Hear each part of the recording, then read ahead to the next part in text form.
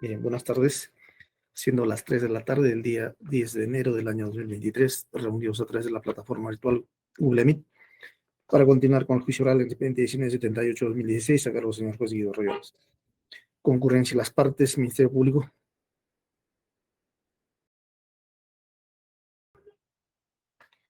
El actor civil.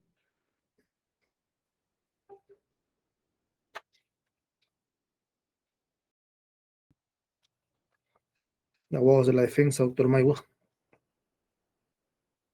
Señor magistrado, muy buenas tardes con todos. Luis Miguel Mego Quispe con los datos indicados al inicio del juzgamiento. Doctor Zárate.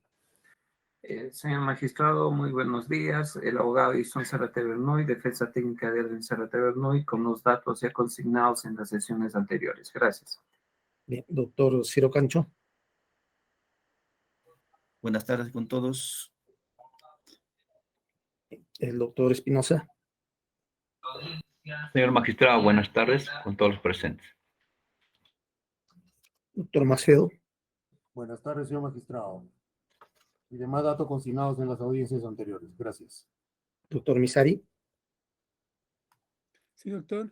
Con mi cordial saludo a su honorable judicatura. Ya mis datos están consignados en autos. Bien. Doctora Farro. Buenas tardes, señor juez. Por la defensa pública, Maritza Farro, con los demás datos señalados. Doctor Carrasco. Muy buenas tardes, señor juez. Defensa técnica, Saúl Arcos. Doctor Rupay.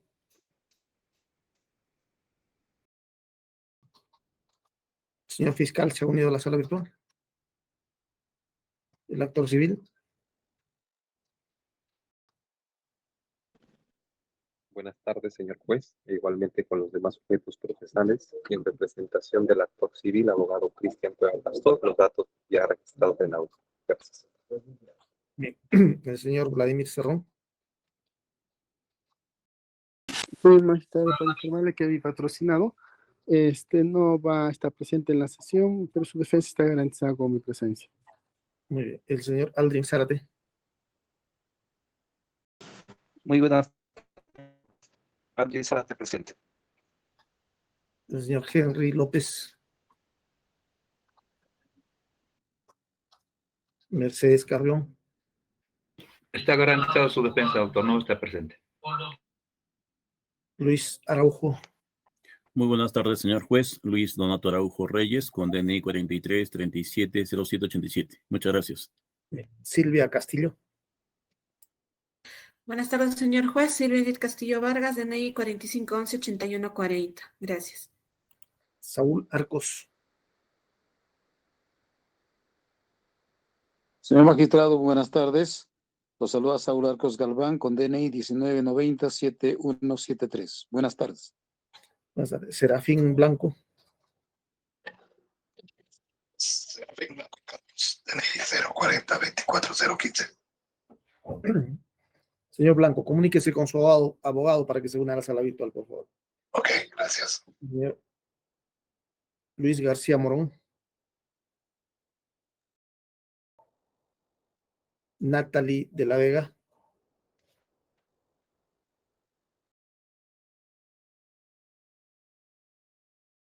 El representante del Ministerio Público.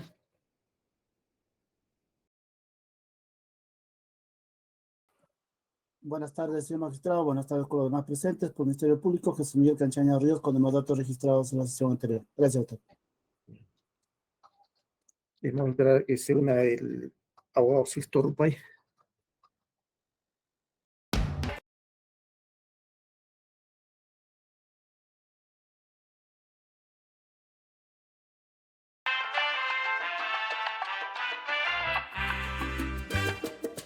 Eres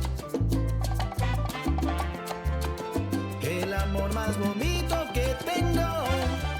Llevas en tu ser tanto que aprender, pero con mis brazos llevaré tus pasos hasta las entrañas de la más alta montaña, porque eres para mí, eres para mí.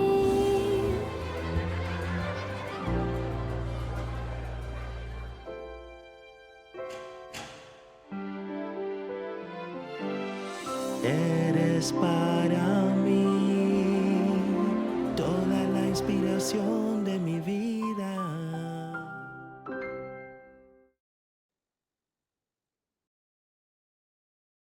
El especialista puede comunicarse con el abogado Sixto Rupay, por favor. De acuerdo, doctor.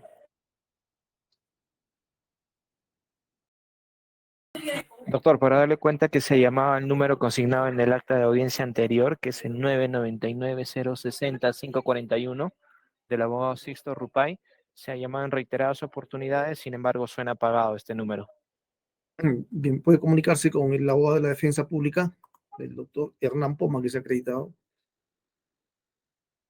Ok, doctor. Doctor Poma, ¿puede acreditarse?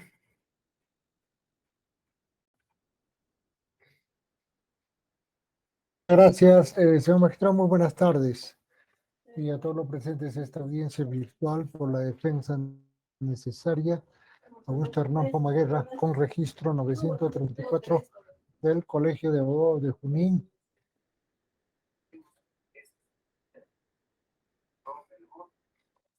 Domicilio procesal en el Girón Julia CTO 441, pabellón interior, oficina 203, celular 945-228-225, casilla electrónica 57781. Bueno, mi presencia va a ser requerimiento de vuestro despacho. Estamos a su disposición, doctor. Muy bien.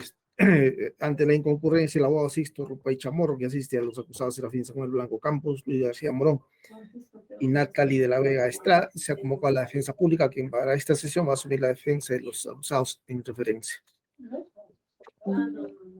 Para esta sesión se ha programado continuar con los alegatos de clausura. Están pendientes los alegatos de clausura de la defensa técnica de Silvia Castillo Vargas, la doctora Farro, de la defensa técnica del señor Saúl Arcos Galván, el doctor Gustavo Carrasco, y del abogado Sixto Rupay, que ha concurrido en esta sesión. Entonces, en razón de lo cual se le ha asignado la defensa pública. Los acusados que no han concurrido van a ser representados por sus abogados en el desarrollo de la presente sesión. Bien, en todo caso, estando presentes los abogados que se ha hecho referencia, correspondería escuchar los alegatos de clausura de la doctora Farro y del doctor Carrasco. Para una próxima sesión lo hará el doctor Rupay, sin embargo deberá justificar su inconcurrencia de manera documentada bajo el procedimiento de imponérsele multa. Bien, si no hay ninguna objeción por las partes para continuar con los alegatos de clausura, tanto del ministerio, de la doctora Farro y del doctor Carrasco, Ministerio Público. Por esta parte, ninguna, doctor. Esta defensa, señor juez, se encuentra lista para los alegatos de clausura. Bien, sí, bien, entonces, no habiendo ninguna observación ni objeción por los demás sujetos procesales, vamos a escuchar los alegatos de clausura. En primer lugar, de la doctora Farro. Doctora Farro, puede oralizar sus alegatos de clausura. Gracias, señor magistrado. Señor magistrado, la imputación del Ministerio Público respecto a mi patrocinada Silvia Castillo Vargas será en dos momentos, tal y conforme ha oralizado en su alegato de apertura también el Ministerio Público. Y es resumida, señor magistrado, de la siguiente forma. La participación de mi defendida, Silvia Castillo Vargas, como miembro de la Comisión Especial conformada mediante Acuerdo Regional 268-2013, como autores en forma directa y por razón de su cargo, por haberse concertado con el cómplice primario Samuel Blanco Campos, quien es representante legal del Consorcio Regional Huanca, en donde informa irregular y con el fin de favorecer el consorcio, habrían emitido el dictamen 002-2013 del Gobierno Regional de Junín de fecha 11 de noviembre del 2013. Esa es la primera imputación. Y la segunda, señor magistrado, para tomar como punto de partida y hacer nuestro alegato final correspondiente la segunda imputación o segundo momento que considera el Ministerio Público la participación de mi defendida Silvia Castillo Vargas es en la adjudicación directa. Así ha considerado el Ministerio Público que mi patrocinada Silvia Castillo, en su condición de consejera delegada del gobierno regional de Junín como autora por razón de su cargo, vulnerando su deber funcional especial, es decir, el no haber velado por los intereses del Estado, habiéndose concertado con el señor Serafín Blanco Campos, representante legal del Consorcio Aeródromo Regional Huanca, mediante Acuerdo Regional 130 del 2014, que se formalizó mediante sesión extraordinaria del 23 de abril del 2014. Señor magistrado, estos son los hechos que se resumen en la acusación del Ministerio Público. En segundo punto, señor magistrado, respecto a los elementos y circunstancias del delito, para la defensa consideramos que ha quedado claramente establecidos que no concurren los elementos del delito de colusión. No se ha acreditado, señor magistrado, considera la defensa durante este juicio oral la concertación y el presunto perjuicio potencial que señaló el Ministerio Público en su oportunidad. Señor magistrado, en este punto la defensa considera y va a oralizar respecto a las documentales que consideramos acreditan nuestra tesis respecto a nuestra solicitud de absolución, tanto de la pena como de la reparación civil. Como primer punto, señor magistrado, y tomando en cuenta la foliatura del expediente digital que contiene los medios probatorios, vamos a partir, señor magistrado, del folio 47, que es la ordenanza regional 167-2013, guión gobierno, siglas GRJ/CR. Esta ordenanza regional, señor magistrado, contiene dentro de su fundamento, conforme también las demás documentales que consideramos apoya nuestra teoría del caso, se encuentra fundamentada este acuerdo regional que está suscrita por el señor Edi Misari Conde en su condición de consejero delegado en el acuerdo regional 268. Y este acuerdo regional es la que conforma la comisión especial que evalúa la propuesta del gerente regional de declarar de interés regional la construcción del gran aeródromo regional Huanca. Asimismo, esta ordenanza regional que estoy dando lectura, señor magistrado, solamente los puntos que consideramos relevantes a nuestra defensa, también se encuentra fundamentada con el informe 009-2013 del Gobierno Regional de Junín, mediante la cual el gerente regional de desarrollo económico del gobierno regional de Junín presenta la exposición de motivos, justificación, alternativas de solución, características, ventajas y operaciones, rentabilidad económica y social, contexto del marco regional, ventajas ciudadanas, análisis de impacto y demás que se consideran en el informe 009-2013. Asimismo, esta ordenanza regional se encuentra sustentada con el informe legal 666-2013 del Gobierno Regional de Junín, mediante el cual la directora de la Oficina Regional de Asesoría Jurídica emite opinión recomendando procedente que el Consejo Regional declare de interés regional el desarrollo y administración del aeródromo de ámbito regional. Asimismo, se encuentra sustentado con el informe 009-2013 del que se desprende su ubicación dentro de la jurisdicción del distrito de Orcotuna, provincia de Concepción, y del distrito de Sicaya de la provincia de Huancayo. Asimismo, fundamento de esta ordenanza regional es el informe técnico del subdirector de infraestructura de la Dirección Regional de Transportes y Comunicaciones. Asimismo, toma como base legal el dictamen 001-2013 del Gobierno Regional de Junín, favorable de la comisión especial que evaluó la propuesta de declarar de interés regional la construcción del Gran Aeródromo Regional Huanca.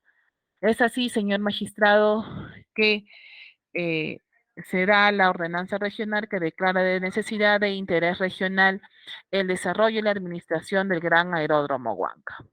Se declara en el artículo 1 de necesidad e interés regional y se encarga al Ejecutivo coordinar las acciones para la prosecución del mismo. Señor magistrado, para la defensa es importante señalar cuáles son los antecedentes de esta ordenanza regional, señor magistrado, porque ésta se encuentra con suficiente respaldo, como son el acuerdo regional y los diferentes informes que he mencionado, pues, y que son parte de esta ordenanza regional. Sustento que ha sido solicitado por el consejero delegado en aquel entonces a efectos, señor magistrado, de declarar de necesidad de interés regional el desarrollo y la administración del Gran Aeródromo Huanca.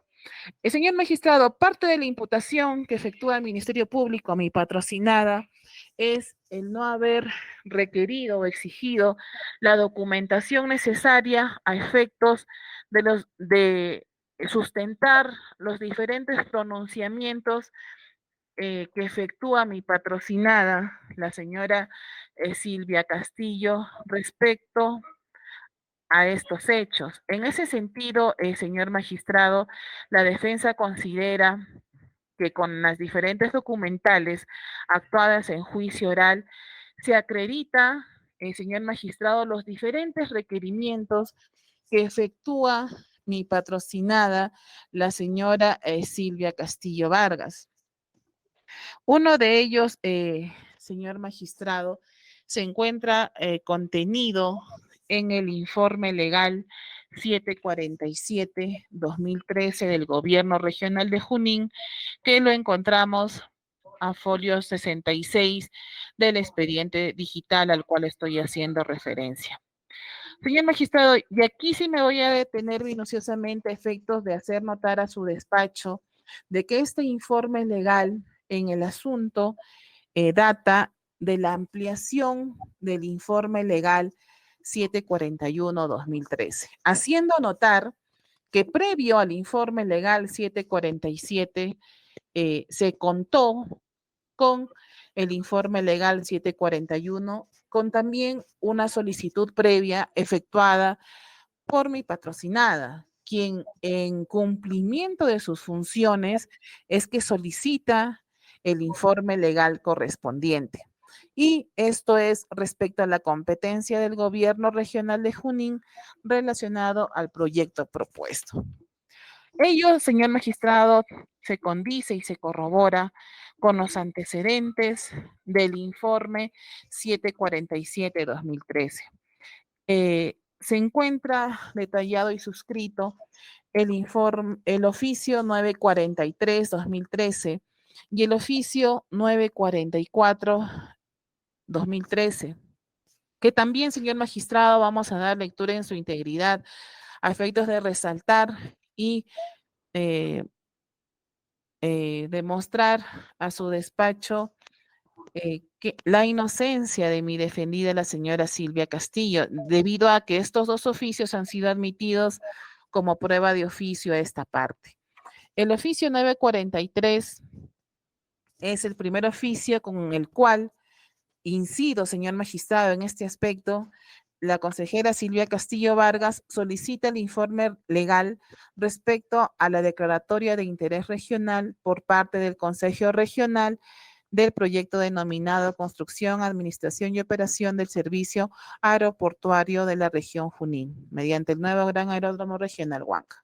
Asimismo, el oficio 944 del 2013 solicita la ampliación del informe legal originario, que era el 741-2013, respecto también al mismo motivo, señor magistrado.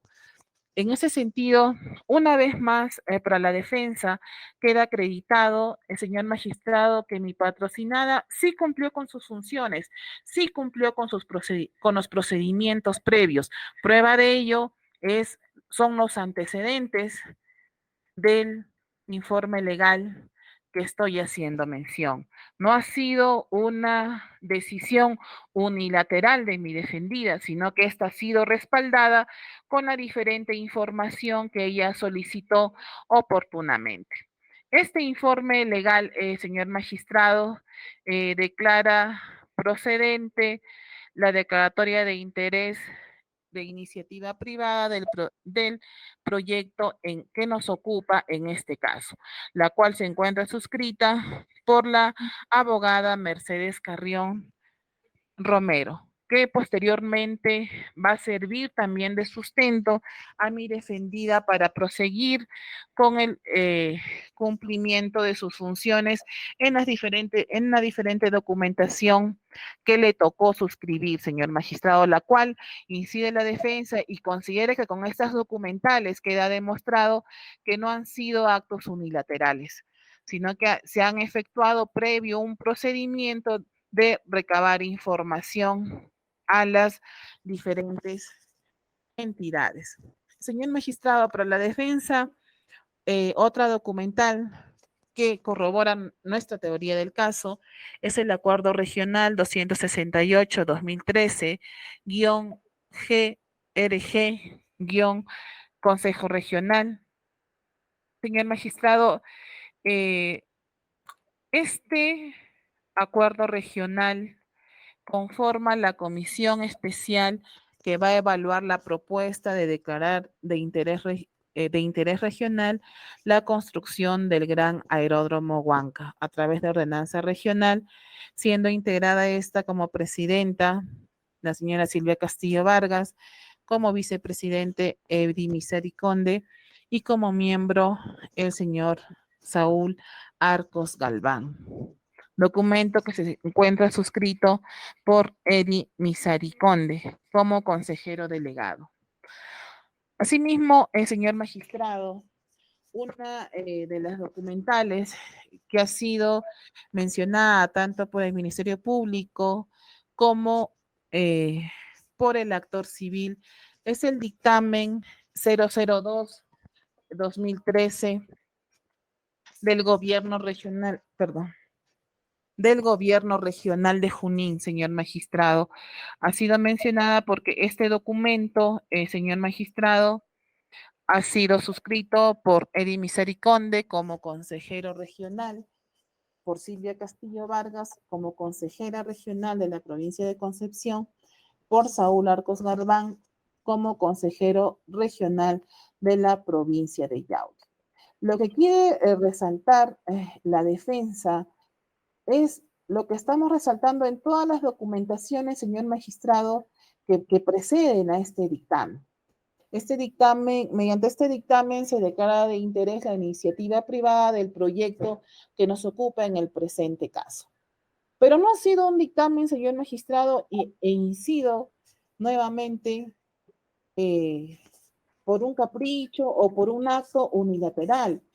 Es un dictamen, señor magistrado, que tiene sustento técnico en el Acuerdo Regional 136-2013, en la Ordenanza Regional 167-2013, en el Informe Técnico 010-2013, mediante la cual el CPC Aldrin Zárate señala que la iniciativa privada del proyecto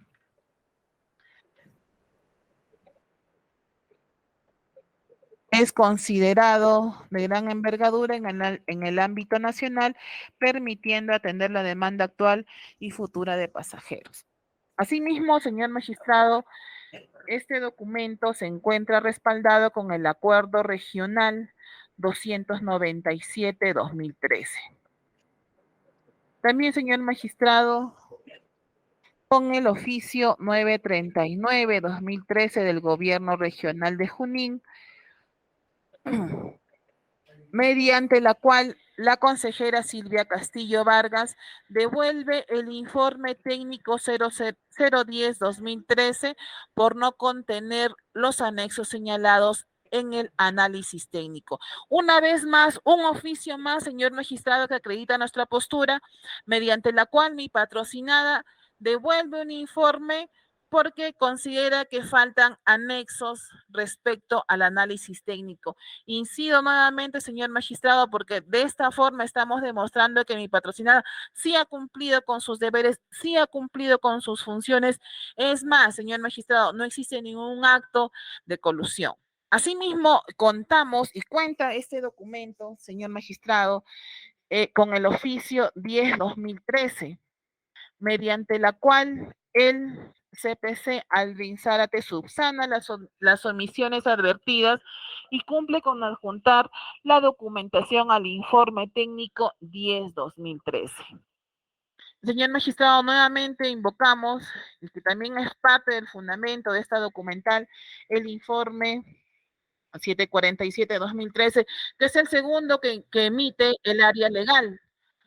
Señor magistrado, debido a que el primero fue observado por mi patrocinada. Señor magistrado, como se desprende de esta documental, existe sustento técnico con los diferentes documentos que he hecho mención en esta audiencia, señor magistrado.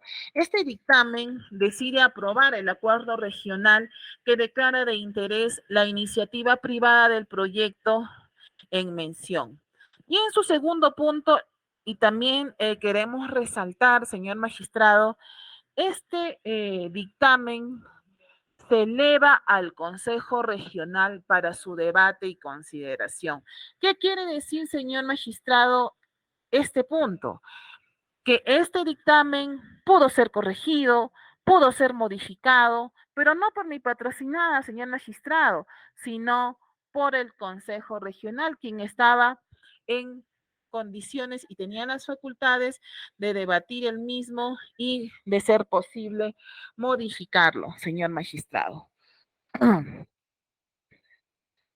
Asimismo, señor magistrado, la defensa también considera que ya ha sido mencionado el acuerdo 321-2013 del Gobierno Regional de Junín. Señor magistrado, nuevamente una documental más que se encuentra respaldada con los diferentes requerimientos que efectuó mi patrocinada para la emisión del informe técnico 10-2013, suscrita por el CPC Aldrin Zárate. Nuevamente, señor magistrado, invocamos el informe legal 747, también requerido por mi patrocinada para las decisiones correspondientes que fueron puestas a consideración.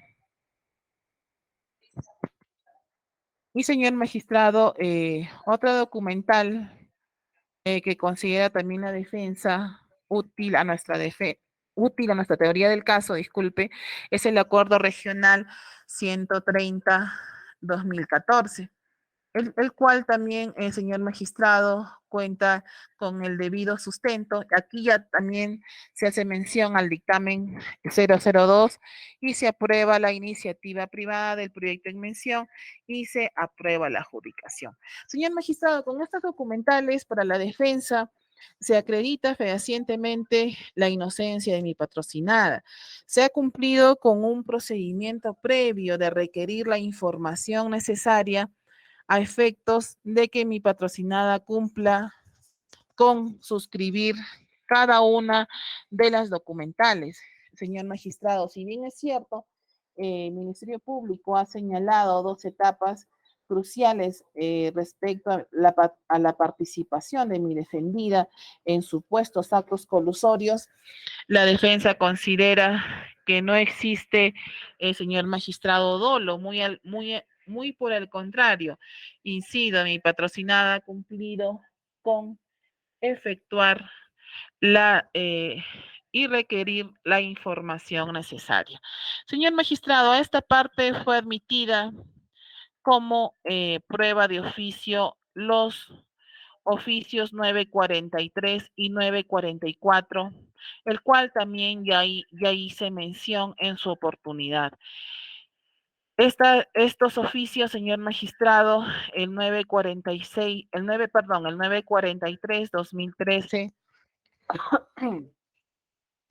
solicita la emisión del informe legal sobre la propuesta del organismo promotor de inversión privada del gobierno regional de Junín de incorporar al proceso de la inversión privada y de aprobación del plan del proyecto en mención. Este oficio está suscrito por mi patrocinada, la señora Silvia Castillo Vargas, recibido con fecha 8 de noviembre del 2013. El señor magistrado, asimismo, reitero, el oficio 944, en el cual está dirigido tanto el oficio anterior como el 944 a la abogada Mercedes Carrión Romero en su condición de directora de la Oficina Regional de Asesoría Jurídica, cuyo asunto es la ampliación del informe legal, considerándose en este oficio como referencia el informe legal 741-2013 y el oficio 943-2013. Suscrito, señor magistrado, este oficio también por mi patrocinada, la señora Silvia Castillo. Con el contenido, señor magistrado, que es que se amplíe el informe legal originario, que era el informe 741-2013, que tiene un sello de recepción del 11 de noviembre del 2013. Considera la defensa que con estas documentales, señor magistrado, consolidamos nuestra teoría del caso. Señor magistrado, en ese sentido, la defensa incide en nuestra postura de que se debe absolver tanto de la pena como de la reparación civil a mi defendida, la señora Silvia Castillo. Permítame, señor juez, un momento.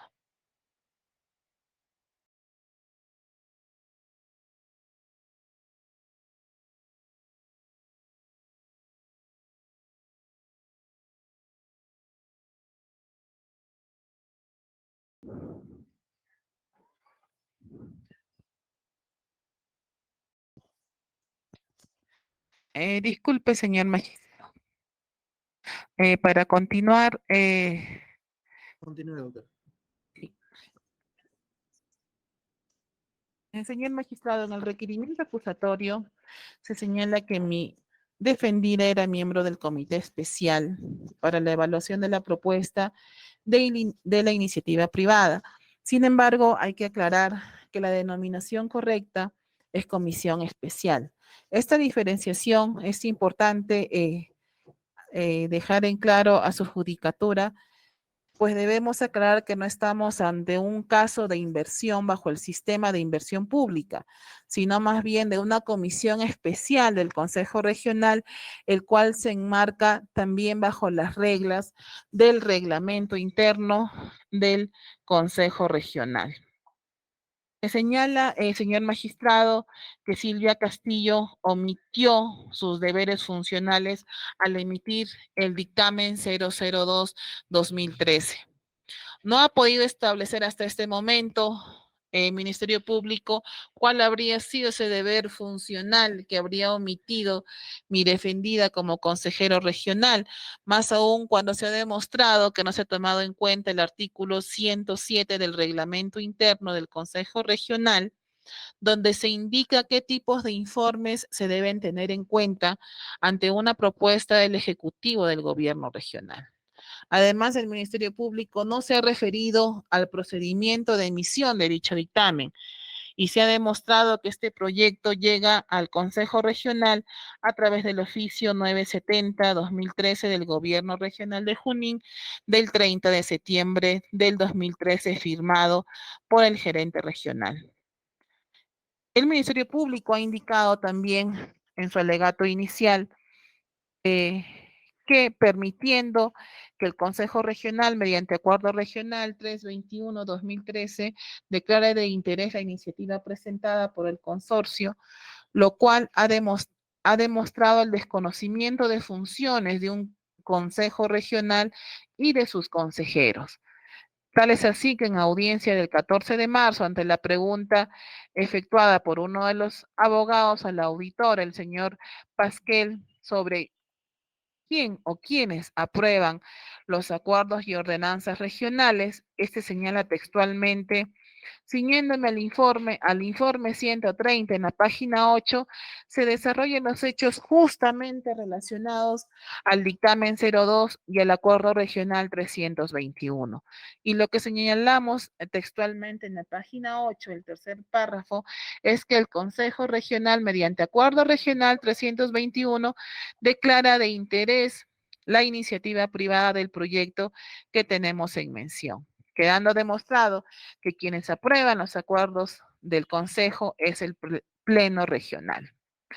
Además, se deben señalar las incongruencias y el desconocimiento del perito, pues ante otra pregunta de uno de los abogados de la defensa sobre por qué contestó la pregunta del procurador afirmando que el dictamen presentado por la comisión especial tenía el carácter de vinculante, a lo que el auditor respondió textualmente: porque ha sido el documento que ha dado origen al Acuerdo Regional 321. Pero al desarrollar más sus respuestas minutos después, señala que era vinculante, indicando lo siguiente: ahora bien, en mérito, en todo caso, sobre lo que me consultó en la pregunta anterior, la relación de vinculante de este dictamen es la propia connotación que tiene este término. De acuerdo a la Real Academia Española, el término vinculante, conforme yo lo señalo allí, se sujeta a una obligación. ¿Y por qué se sujeta a una obligación? Porque este dictamen 002-2013 dio origen al Acuerdo Regional 321-2013. Esta incongruencia se encuentra demostrada con la respuesta que más adelante indica a la pregunta que se le realiza esta parte de la defensa, ante el pedido de que lea el segundo artículo del dictamen 002-2013 que también ya hemos señalado. El perito lee y se demuestra lo que dice, indicando lo siguiente.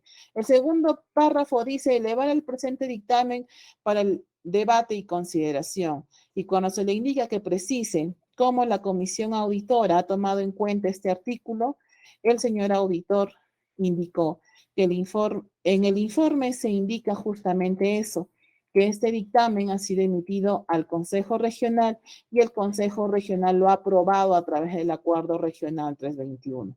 Ahora bien, debemos de entender la aprobación que hace el Consejo Regional, lo hace sobre la base de este dictamen. Y cuando se señala que el mismo acaba de dar lectura y dice claramente debate y consideración, se le pregunta si ello significa que este dictamen era determinante o estaba siendo sometido, como textualmente se decía en el dictamen, para su debate y consideración. El auditor en este juicio oral responde al respecto. Como se indica la abogada que hizo la pregunta, en el dictamen textualmente se dice, en su segundo literal, elevar el presente dictamen al Pleno del Consejo Regional para su debate y consideración. Efectivamente, para su debate y consideración, pero entendamos que lo que están elevando es el dictamen, conforme lo dice aquí mismo. O sea, el dictamen está conformado por dos literales, primero y segundo. Y en el punto primero lo que hacen es aprobar el proyecto del acuerdo regional. O sea, la comisión aprueba una aprobación en base a una evaluación previa que ha hecho. Lo que se demuestra es el desconocimiento o la indebida interpretación, señor magistrado, de lo que es un dictamen, un proyecto de acuerdo regional y propiamente un acuerdo regional que es aprobado por un pleno conformado por 11 consejeros regionales y siendo una norma regional. Señor magistrado, también se ha demostrado que no se ha omitido ningún deber funcional como comisión especial, ni menos como consejero regional, pues se ha demostrado con las propias documentales admitidas al Ministerio Público, señor magistrado, que sí se siguió el debido proceso que demanda el reglamento interno del Consejo y se fue respetuoso con el decreto legislativo 1012 bajo el principio de buena fe y confianza en la gestión pública, confiando en la evaluación técnica y legal que hicieron las diferentes áreas especializadas del gobierno regional, OPIP, y la Oficina de Asesoría Jurídica. Esto se evidencia en el mismo dictamen, señor magistrado, el 002-2013, donde se tuvo en consideración el oficio 939-2013 del Gobierno Regional de Junín del 8 de noviembre del 2013, donde se refiere que mi defendida, la señora Silvia Castillo, devolvió el informe técnico por no contener los anexos señalados en el análisis técnico, desmintiendo lo indicado por el auditor, quien en audiencia del 14 de marzo indica a criterio de los hechos expuestos, no se advierte en el dictamen ninguna evaluación propiamente por parte de la comisión. Lo único que hacen es tramitar los diversos informes y no advierten todos los incumplimientos. Pero ante la pregunta que si se tomó en cuenta, este responde, existe sí el oficio 939 que se menciona, también en el dictamen 002-2013 del 8 de noviembre del 2013, mediante el cual la presidenta Silvia Castillo, entendemos que era la presidenta, devuelve el informe técnico 010-2013, pero el informe de la Contraloría ni el Ministerio Público han tomado dicho oficio en cuenta, a pesar de que con ello se demuestra que sí se han realizado observaciones, señor magistrado, y ahora que dicho oficio fue aceptado como prueba de oficio, sabemos que en este documento se solicitó a la OPIP que se cumpla con lo establecido en el decreto legislativo 1012. Dentro del mismo dictamen, señor magistrado, también se resalta que el señor Zárate, como el presidente de la OPIP, indica que la propuesta de iniciativa privada cumple con los contenidos mínimos establecidos en la normatividad vigente. Señor magistrado, con el oficio 944 se ha demostrado que la comisión especial pidió la ampliación del informe legal 741, donde se concluía que es función del Consejo Regional la tramitación, evaluación y declaración de interés de iniciativas privadas, conforme lo dispone el artículo 6 y 15 del Decreto Legislativo 1012, en concordancia con el inciso E del artículo 9 de la Ley 27.867, Ley Orgánica de Gobiernos Regionales, que señala promover el desarrollo socioeconómico regional y ejecutar los planes y programas correspondientes. Máxime, señor magistrado, que el informe técnico 10-2013, suscrito por el presidente de la OPIP, señor Zárate, se aprecia que se ha cumplido con los requisitos establecidos en el decreto legislativo 1012. Y se ha podido leer el oficio donde se pide a la oficina especializada del gobierno regional indique si la documentación adjunta se encuentra arreglada a ley y opinando sobre su procedencia o improcedencia para que el Consejo Regional se pronuncie. Señor magistrado, el Ministerio Público realiza la segunda imputación por haber suscrito el Acuerdo Regional 130-2014, que formalizó la sesión extraordinaria del 23 de abril del 2014, donde el Consejo Regional aprobó la adjudicación directa del proyecto. Así se tiene que tener en cuenta que quien aprueba el acuerdo del Consejo no es la consejera delegada, sino es el Consejo Regional. Esto se puede entender mediante el artículo 40 del reglamento interno del Consejo de atribuciones del consejero delegado, literal F, tramitar las ordenanzas y acuerdos regionales y velar y velar por su cumplimiento. En ninguna parte de este reglamento y en ninguna normativa se señala la potestad de un consejero delegado para observar los acuerdos y ordenanzas. Muy por el contrario, como parte de la función se suscribe en representación del Consejo Regional. Señor magistrado, entiende la defensa que existe un desconocimiento respecto a la normativa señalada. Esto se evidencia de lo acontecido en el juicio oral en audiencia del 16 de febrero, cuando se le pregunta, señor magistrado, ¿quién adjudica, señor auditor? ¿Y mediante qué documento? Y el auditor responde, mediante Acuerdo Regional 130-2014, mediante la cual se formaliza la sesión extraordinaria del Consejo Regional, que es del 23 de abril, suscrito por la licenciada Silvia Castillo Vargas como consejera regional delegada. Se aprobó en su artículo 2 aprobar la adjudicación directa del proyecto. Y ante la pregunta del Ministerio Público, si existía alguna norma legal que le faculte a la señora Silvia Castillo, consejera delegada del Consejo Regional, a aprobar o desaprobar la adjudicación directa, el auditor responde, no existe ninguna norma legal en ese sentido. Ahora sí me gustaría precisar que el señor fiscal en este acto, en este acuerdo regional 130, si bien es cierto, el acuerdo regional está suscrito por la licenciada Silvia Castillo, está suscrito por ella en su condición de consejera delegada. Sin embargo, aquí lo que se está haciendo en este acuerdo regional es formalizar la sesión. Esta postura se contradice cuando el Ministerio Público le pregunta al auditor, ¿pudo haber aprobado o no la adjudicación directa a la señora Silvia Castillo? Y el auditor respondió, al abrirse esa posibilidad de que podía o no, definitivamente sí podía haberlo hecho la señora Silvia Castillo. Tenía esa posibilidad. Ahora, lo que es importante indicar al señor fiscal. Entonces, encontramos la incongruencia de que cómo podía tener la posibilidad de aprobar o no la adjudicación defendida si el mismo auditor reconoce que no existía base legal para eso. Señor magistrado, solicitamos que se tomen en cuenta nuestros alegatos a efectos de considerar, señor magistrado, e incidimos en nuestra postura de que sea absuelta mi patrocinada de la pena y que también se le exima del pago de la reparación civil. Gracias, señor juez. Muy bien. Seguidamente vamos a escuchar los alegatos de clausura de la defensa técnica del señor Saúl Arcos Galván. Doctor Carrasco, puede realizar su alegato de clausura. Muchas gracias, señor juez. Con su anuencia solicito poder proyectar mi pantalla, por favor. Puede hacerlo, doctor. Está autorizado. Muchas gracias. Disfruta de la mejor calidad de imagen y sonido.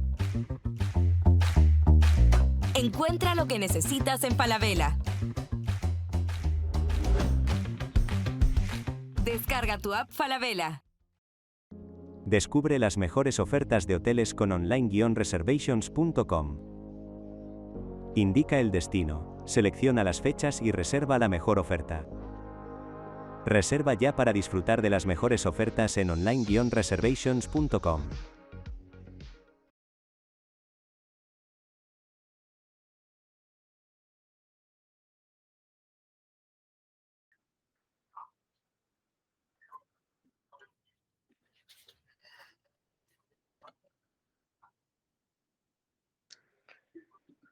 Perfecto. ¿Me confirma, por favor, si puede visualizar? Sí se visualiza, doctor. Sí se visualiza. Bien, señor juez, muchas gracias. Comienzo con los alegatos de clausura de este juicio oral. Vayamos en orden.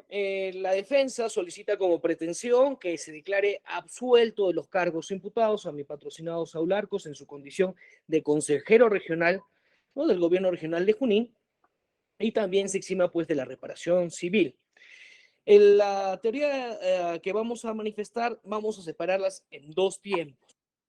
La principal, el fundamento principal, es que vamos a demostrar que el hecho imputado a mi patrocinado no constituye delito, ¿no? No es delito, ese hecho es atípico, no está dentro de la esfera, ¿no?, típica del delito de colusión, del 384.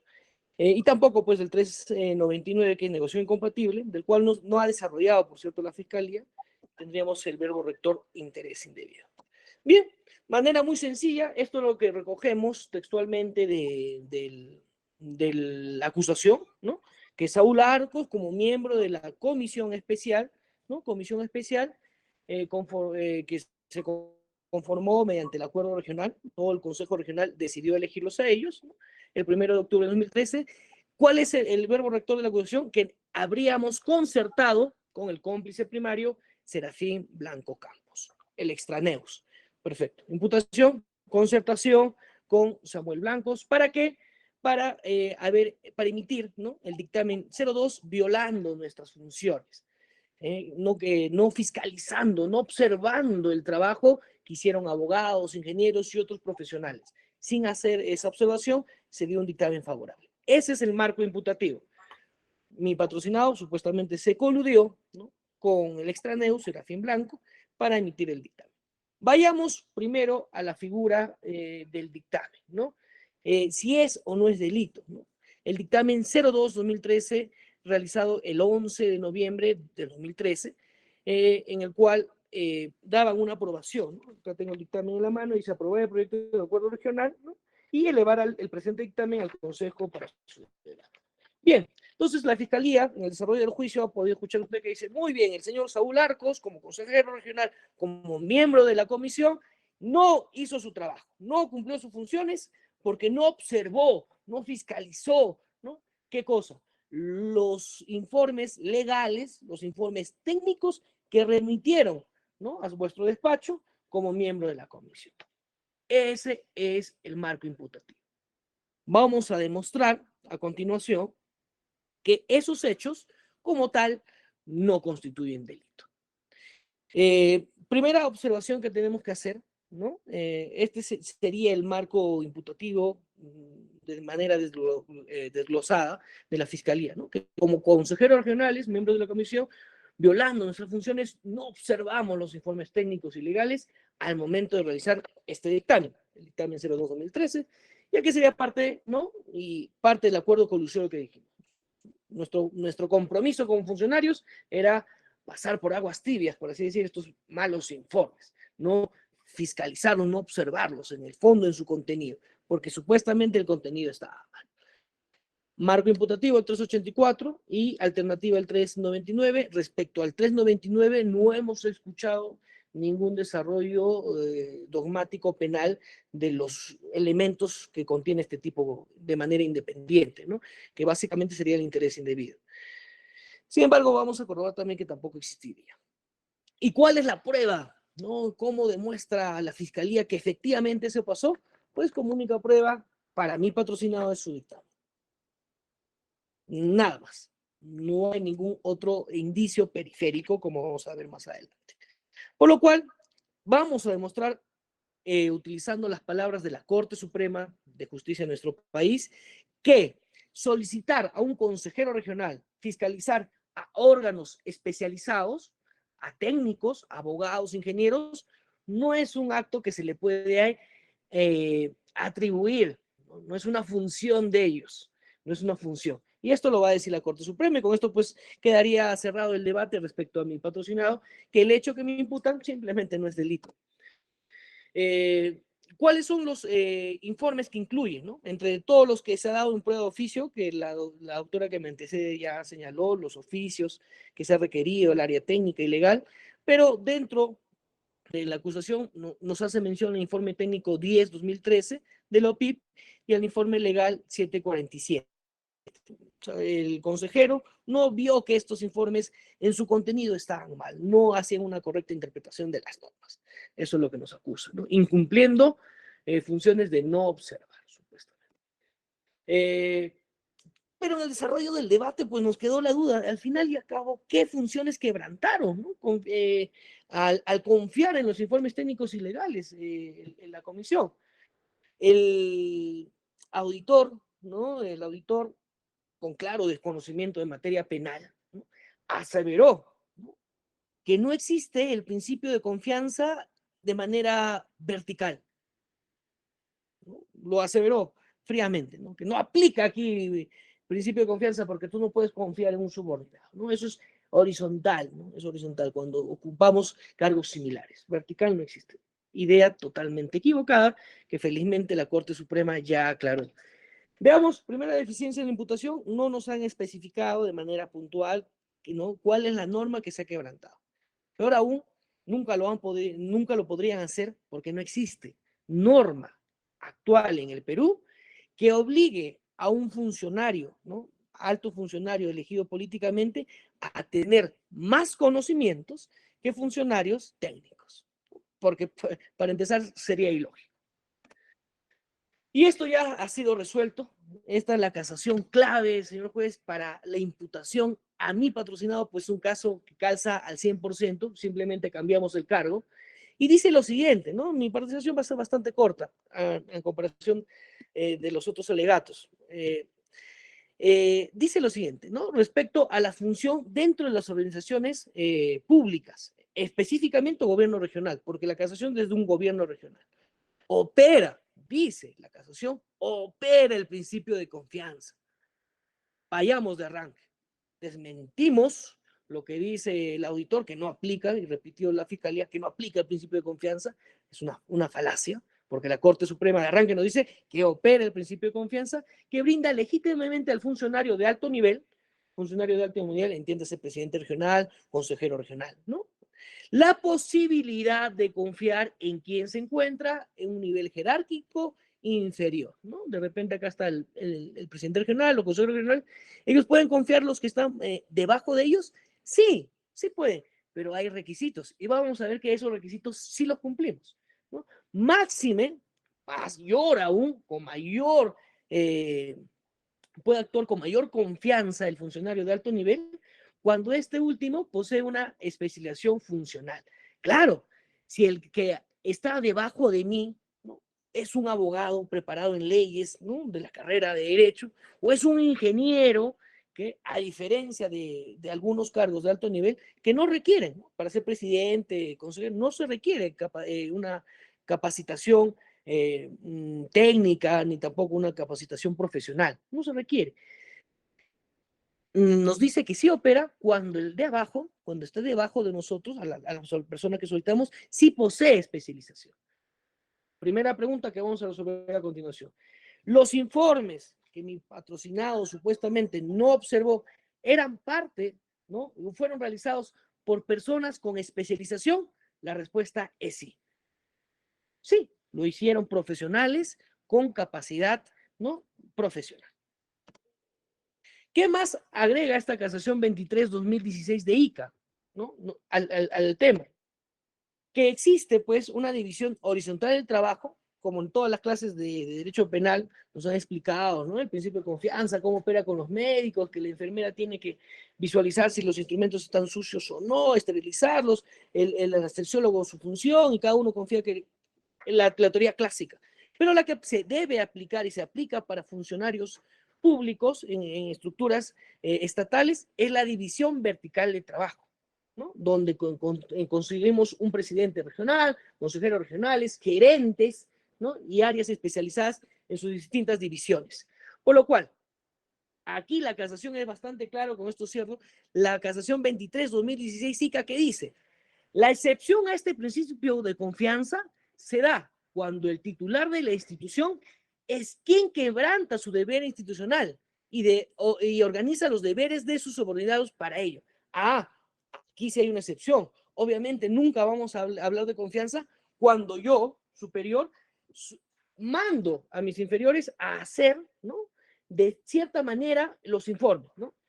Yo como consejero digo al área legal, ¿sabe qué? Área legal, sí o sí, sáqueme a favor este informe, ¿no? Ahí sigue quebrantado mi deber, jamás va a haber confianza, ¿no?, porque yo estoy direccionando a mis inferiores, a mis subordinados. Y ese hecho no ha sido materia de imputación. En ningún extremo el fiscal ha dicho que Saúl Arcos, ¿no?, como consejero regional, ha obligado a sus subordinados a que dicten de cierta manera sus informes legales, sus informes técnicos. No lo ha dicho. No está escrito ni tampoco oralizado.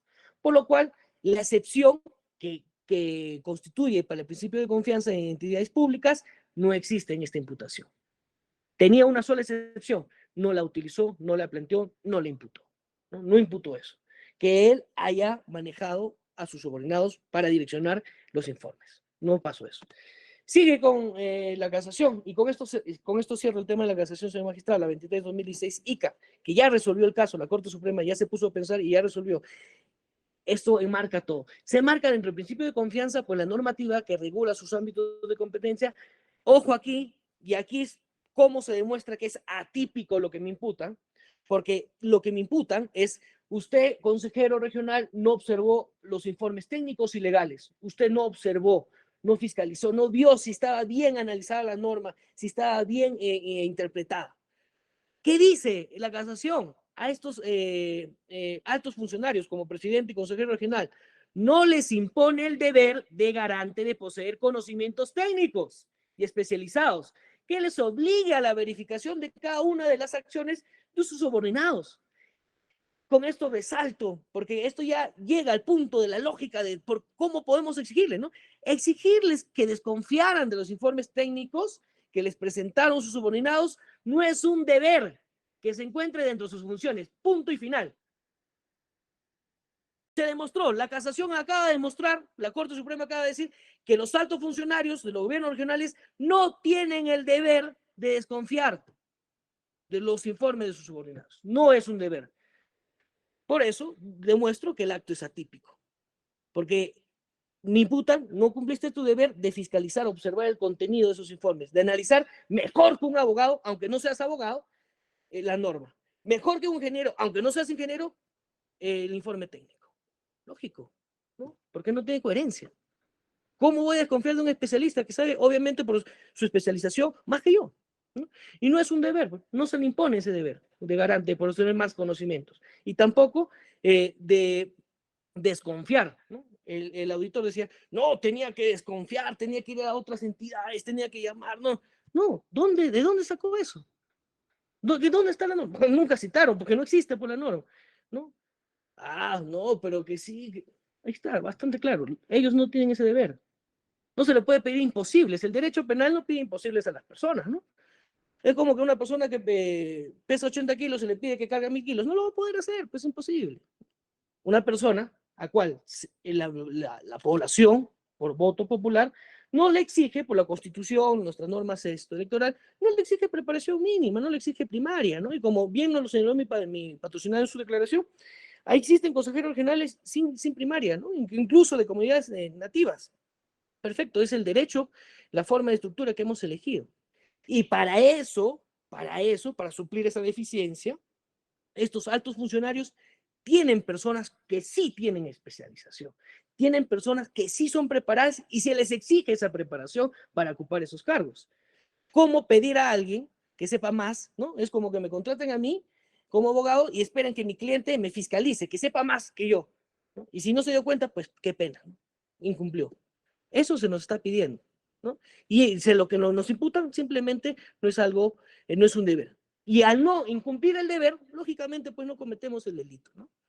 Porque el delito del 384 requiere, ¿no? El funcionario que a razón de su cargo, muy bien, tiene que quebrantar, ¿qué cosa? Sus funciones. Aquí, ¿cuál era la función que me dicen? Oye, tu función era fiscalizar al abogado y fiscalizar al ingeniero, su informe técnico, ese era tu deber y no lo has hecho. ¿Perdón? La Corte Suprema me dice que eso no es mi deber. ¿En qué momento es mi deber? ¿En qué norma están? No citaron ninguna norma. Y acá la Corte Suprema ya nos aclaró. Bastante. Cerrado. Punto. El hecho es atípico para el consejero porque no se le puede pedir a un consejero que no se requiere conocimientos técnicos, analice en mayor grado a un informe técnico sí realizado por un profesional, ¿no? Haciendo el símil, solo para cerrar, a un abogado sí se le pediría, pues, si su subordinado es su practicante en derecho, revisar el contenido, lógico, porque yo estoy más preparado que él, pero no es, si yo no tengo preparación alguna y mi subordinado es un abogado, pues ¿quién tiene más preparación? Ahí sí se puede confiar. Y eso es lo que ya estableció la Casación en el año 2016. Caso omiso hizo la Fiscalía, ¿no? Y peor la Auditoría, que consideran que no existía el principio de confianza en las entidades públicas, ¿no? Errado, ya está resuelto. Punto.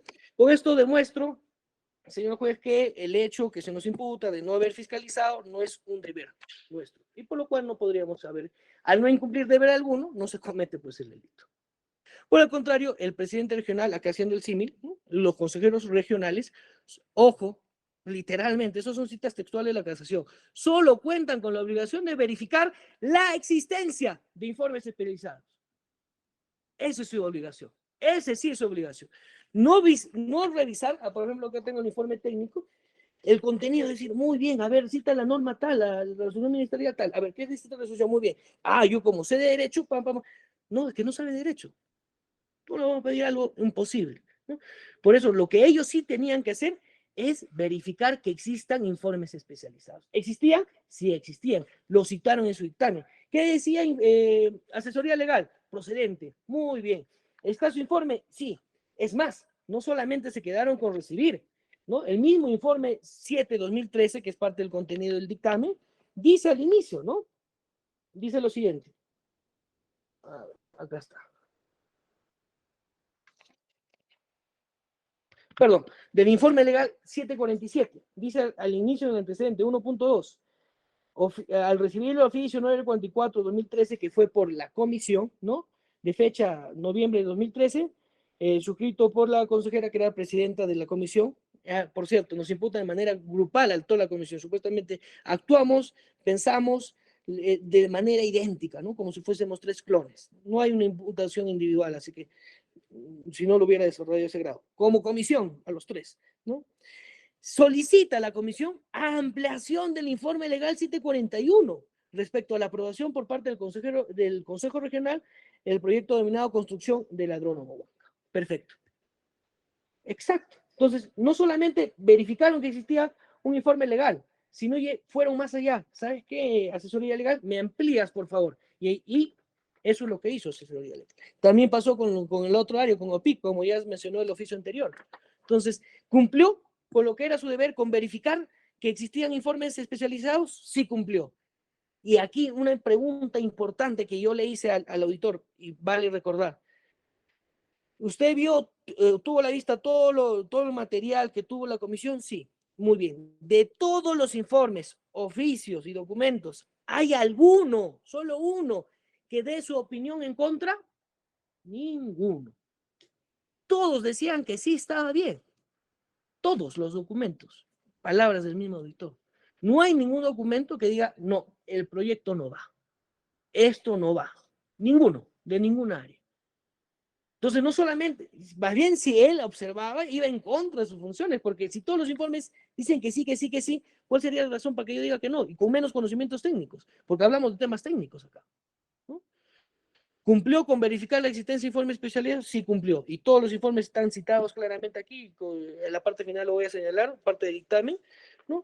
Que dicen procedente, si va, ¿no? Todos dicen en sentido favorable las opiniones, ¿no? Más no determinar, y acá la Corte Suprema ha sido clara bastante, y en este caso pues no queda duda que se va a absolver, al menos en el grado de la imputación de mi patrocinado, más no determinar si el contenido exacto de los mismos es correcto o no.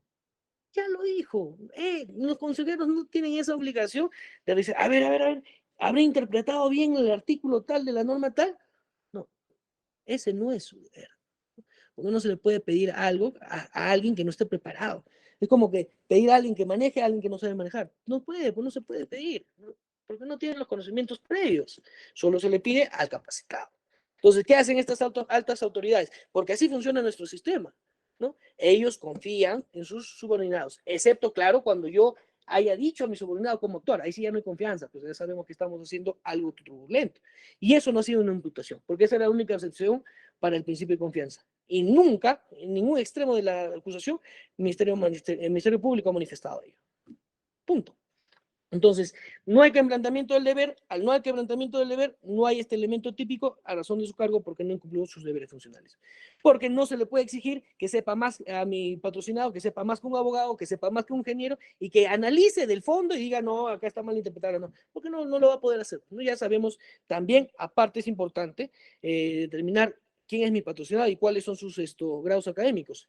Y es docente, ¿no? no es abogado, no ha estudiado nunca la carrera de Derecho, lógicamente no tiene los conocimientos técnicos legales, tampoco de ingeniería, ¿no?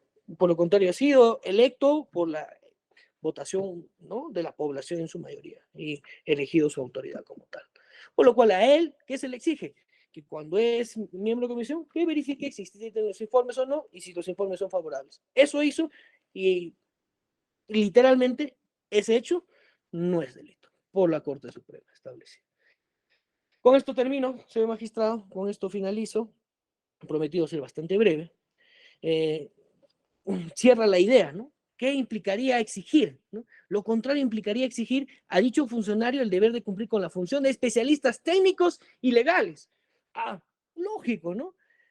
Haciendo obsoleto e impracticable el proceso de división de trabajo. O sea, para ser presidente regional, para ser consejero regional, bueno, tienes que saber de derecho, tienes que saber de ingenierías, tienes que saber de todas las ramas porque te van a pedir que tú supervises a abogados, que tú analices mejor aún que ingenieros especializados. No se puede, es ilógico, ¿no? Y si no hay esta división de trabajo, no funcionaría nuestro sistema. Y si comenzamos a imputar, ¿no?, de manera indiscriminada, decir, no, tú no fiscalizaste porque tú tenías que fiscalizar, observar el contenido de tu subordinado porque simplemente tu subordinado y se acabó. No hay, pues, una división de trabajo, no podríamos trabajar, ¿no?, dentro de las instituciones públicas. Listo, cerrado. Con esto culmino, señor magistrado, el hecho es atípico demostrado claramente porque la imputación de no observar, no fiscalizar el contenido de especialistas no es un hecho atribuible, no es un deber que se quebrante. Y si ese era el quebrantamiento, resulta típico, por lo cual se solicita la absolución. Con esto termino, señor juez, como planteamiento, fundamento alternativo, en el hipotético que su despacho considere, ¿no?, en contra de la Corte Suprema, que no fiscalizar a abogados en su contenido, ingenieros en su contenido, sí es un deber funcional, un hipotético, por eso es un planteamiento alternativo, ya vamos a dar un fundamento procesal, ¿no? Literalmente vamos a hablar de la prueba indiciaria. Aquí se va a manejar como prueba indiciaria, no hay ninguna prueba directa ofrecida por el Ministerio Público, video, audio, que corrobore algún tipo de concertación, ¿no? Y vamos a ver que tampoco cumple, ¿no? El código es bastante claro para los requisitos de la prueba indiciaria, que esté probado, que la inferencia de la lógica, la ciencia y la experiencia avalen y que no existan, pues, esencialmente contraindicios consistentes. Vamos a demostrar que sí existen contraindicios consistentes, ¿no? Primero vamos a ver que la imputación no es lógica, ¿no? Exigir a alguien que tenga más conocimientos que un profesional especializado en su materia no guarda ningún sentido técnico ni científico, ¿no? Es imposible.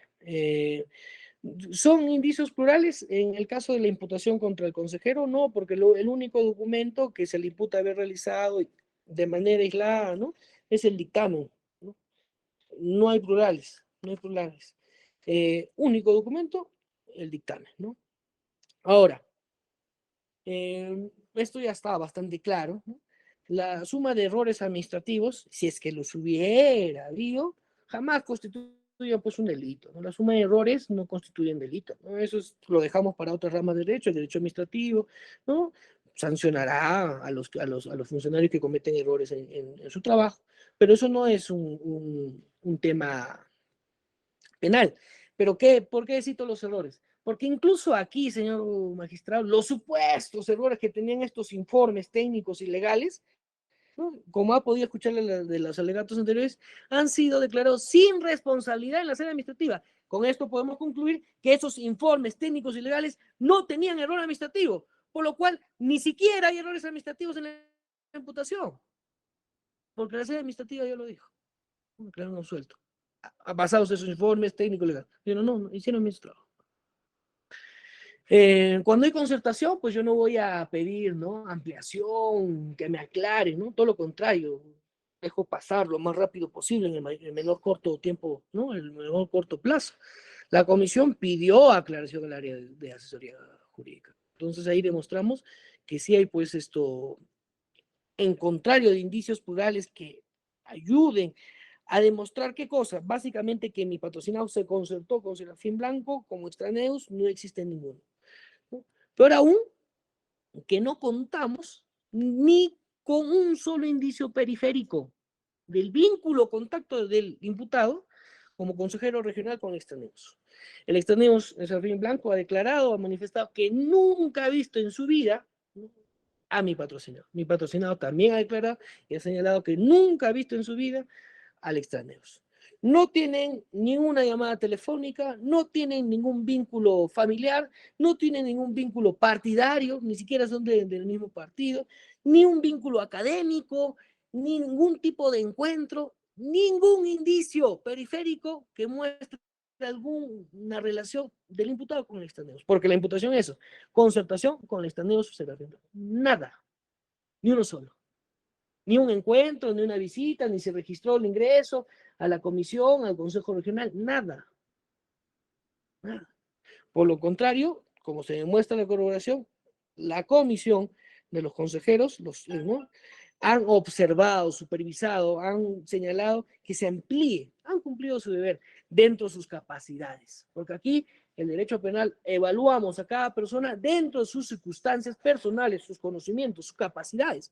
No podemos exigir lo mismo a un abogado que a una persona que no sabe leer ni escribir, ¿no? Y eso lo sabemos todos aquí, hombres de leyes. Entonces no podemos pedir imposible, por ejemplo, a una persona que no sabe leer ni escribir, que analice una norma a un nivel jurídico como lo hace uno de nosotros, ¿no? No, pues no, presenta todos estos contraindicios, por lo cual tampoco habría prueba indiciaria, porque no son plurales, existen contraindicios, y por último, ni siquiera hay errores, porque en la sede administrativa ha dicho que los informes no eran errores, por lo cual tampoco pasaría el filtro de prueba indiciaria. Pero el argumento principal es que el hecho es atípico, ¿no? A los altos funcionarios, como mi patrocinado, no se les exige desconfiar de sus subordinados especialistas, no. Y la única excepción que ha plasmado la Corte Suprema no se ha imputado, por lo cual no estaríamos dentro de esta excepción. En ese sentido, solicitamos la absolución, señor magistrado, de los cargos imputados en el 384, así también que se exima de pago cualquier reparación civil, ya que al no quebrantar deber no cumpliríamos con el elemento de antijuricidad dentro de la reparación civil, tampoco de daño, ¿no? Porque se hablaba de un posible daño potencial, pero olvidaron casi todos que estábamos hablando de inversión privada, ¿no? Una inversión pública. El Estado, por la naturaleza de este tipo de contratación con el Estado, no iba a desembolsar dinero, sino por el contrario, el privado era el que iba a invertir, y nosotros íbamos a dar una especie de concesión en este tipo de servicio público. Fin de la historia. Entonces, ahí hay una grave confusión también, ¿no? Y respecto a la imputación de negociación compatible, tampoco se puede hacer mayor trabajo argumentativo, pues no desarrollado, ni siquiera hemos escuchado el término del verbo rector, que es el interés indebido, ¿no? Desarrollar en lo más mínimo. Y tampoco pues habría un interés indebido porque el primo hermano de la colusión, que es la negociación incompatible, comparten este mismo elemento del tipo que es a razón de su cargo, ¿no? Tampoco. Como manifestamos, está demostrado que no se ha quebrantado deber porque no es su deber saber más que un abogado, no se habría cometido tampoco pues la negociación incompatible. En estos sentidos, esta defensa tiene por sustentada sus alegatos. Muchas gracias, señor juez. Muy bien, hemos escuchado el alegato de clausura del abogado Gustavo Carrasco. Queda pendiente entonces el alegato de clausura de la defensa técnica del señor Serafín Samuel Blanco Campos, Luis García Morón y Natalia La Vega Estrada, a cargo del señor abogado Sixto Rupay Chamorro, que no ha concurrido a esta audiencia. Como ya se ha señalado, el mencionado abogado deberá justificar su inconcurrencia bajo apercibimiento de aplicársele e imponérsele multa de acuerdo al Código Procesal Penal y la Ley Orgánica del Poder Judicial. En ese sentido vamos a reprogramar entonces la continuación del presente juicio para culminar con los alegatos de clausura y autodefensa de los acusados para el día 20 de enero a las 3 de la tarde. Deberá entonces notificarse al abogado Sixto Rupay con lo dispuesto en el acta de la presente sesión.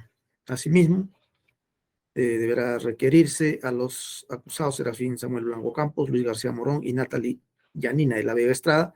En caso su abogado tampoco concurra en la siguiente sesión, deberán designar otro abogado de la defensa técnica bajo expreso apercibimiento de asignarle un abogado de la defensa pública, para cuyo efecto deberá notificarse al abogado de la defensa pública que ha concurrido a esta sesión con copia de todos los actuados a fin de que prepare la defensa de los mencionados acusados.